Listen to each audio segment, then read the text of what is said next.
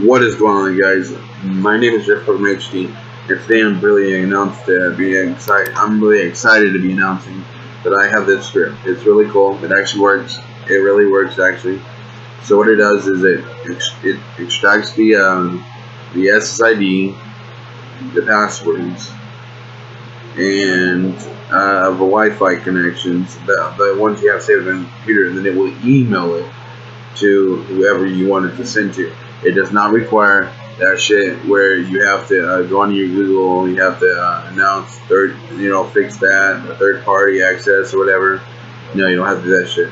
So all you want to do is you want to copy the script. Then you're going to go up to the top right here.